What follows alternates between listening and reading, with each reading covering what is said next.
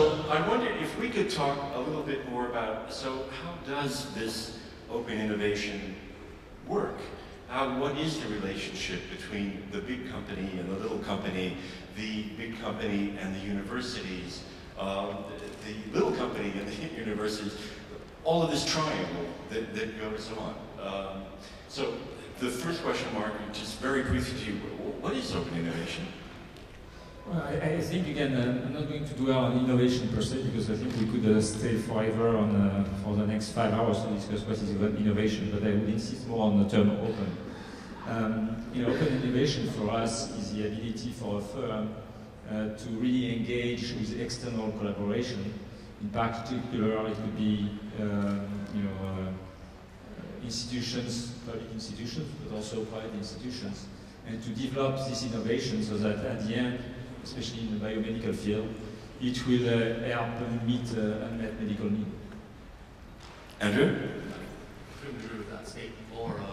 I'd say that open innovation in the healthcare field is really any initiative that seeks to take products, technologies, skills, expertise that weren't necessarily developed under the same roof, to make those things available at the same location, at the same place, to make sure that a patient can be treated with a greater standard of healthcare than they have currently.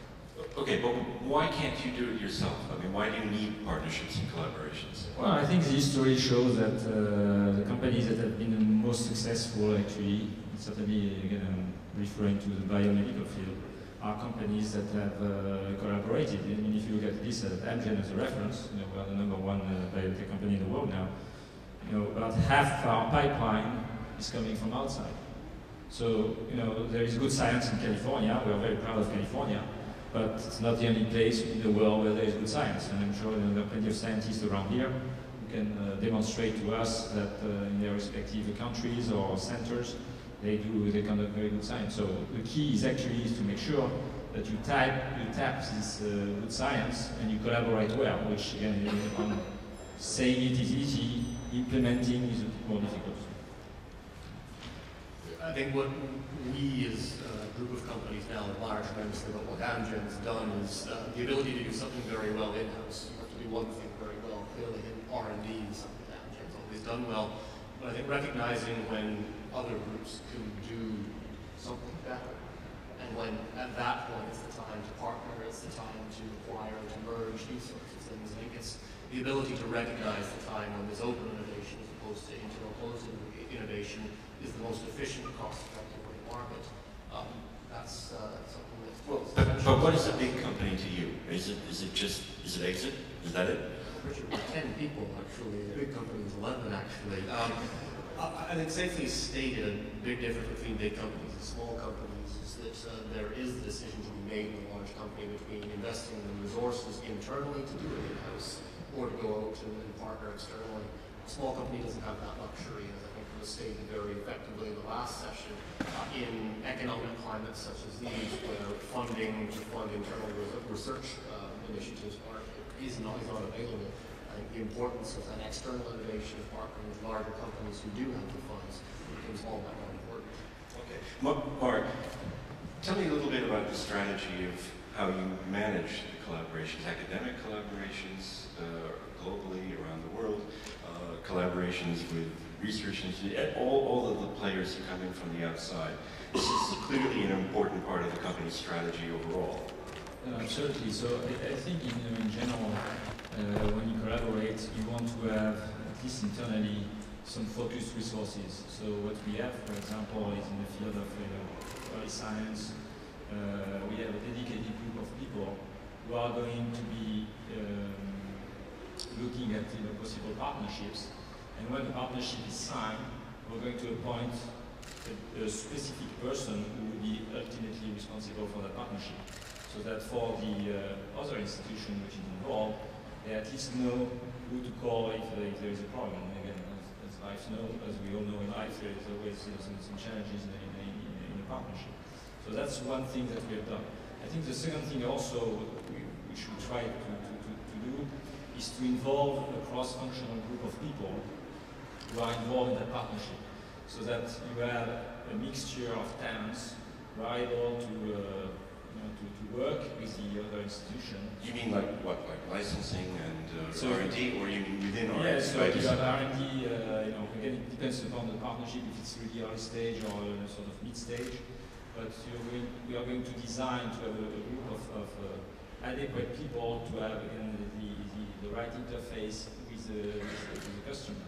So, or the customer, the partner. So if it's early phase, early research, then it will be mostly, again, researcher. Also, the other thing that we have found is very important partnership is that the senior management level are involved on both sides. Because again, at times some decisions need to be made which are, strategic for the collaboration, and you don't necessarily want to have, people, let's say, at the lower level decide on the really big strategic implication. So the engagement on both sides, Amgen and the collaborator, is really critical at the top, and that's really a condition for a lot of success. Okay. Now, Andrew, you're a spin-out from Cambridge, right? University of Cambridge. So what was the role of the university in all of this? Well, I think it's pretty safe to say, and actually to add to that, we were the product of a joint collaboration between Cambridge and MIT, in fact. So I think some of the things that work very well in the academic collaboration for us are exactly the sorts of things that we just heard about here from Marc.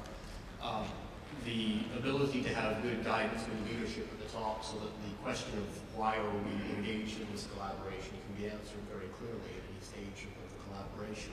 To let the people who are on the ground doing the R&D work to get on with performing the work, with producing results effectively. So for us, the model that we had in the collaboration between Cambridge and MIT served us very well. We started to move into being an independent company. We had 5, in fact, independent research projects which involved the university as well. I think a constant stream, a constant thread with all those projects was the ones where people at the top were involved, giving a very clear direction as to what the project was trying to achieve worked well, and those that didn't have that clear direction, that buy-in at the top, didn't really go anywhere. So you were able to continue to have a link with the basic labs of the university as you were trying to develop. So as problems arose, were you able to draw on that resource? Yeah, absolutely. First of all, it was very cost effective, without question. I think that's cheap. It's cheap indeed. But again, first of all, have the link and the continuity between the labs that spawned our company in the first place. It was very helpful. You could probably get some colleagues to do stuff for free for you. That's absolutely correct. The goodwill that you generate by, again, having one of your shareholders, fundamentally in the university, also contributing on the ground support. Oh, they were a seed funder? They weren't a seed funder, no, but it's going back to IP policy, I suppose. In return for the initial investment the university put into developing the IP in the first place, they justifiably took back a cocktail of royalties, milestones, and equity, indeed. So they had an interest and potential benefit from our success, and indeed they contributed in a very practical way towards that as well. Okay, so if you look at a little bit of history here, your actual experiences, Marc, is there an example of a collaboration that has worked really well for Amgen, or even more interesting, can you mention one that has had a problem, and why? Sure, but I think before I try to answer this question, I'd like to at least engage on the criteria for success or for failure. I think, again, what you want in a good collaboration is the alignment of top management. That's one condition. I think you need... That is to say that they all agree it's important and it should happen. But they are also aligned on the objectives, because a small company may have a different objective in terms of bringing a product or a technology to, let's say, to the next phase, very short term, while a bigger company may be more interested in developing this technology maybe in a broader way, and maybe more in the long term. So you need to make sure that really up front there is a clear alignment of the objectives between us and the potential partner. I think also the third condition is the question of resources. collaboration requires a lot of engagement on both parts. That tends to be, I think, underestimated by by both parties. So one of the conditions of success that we found is really you need to have one point of contact, but you need to have the resources dedicated to that project so that things move on relatively fast. So these are what we found interesting parameters for success.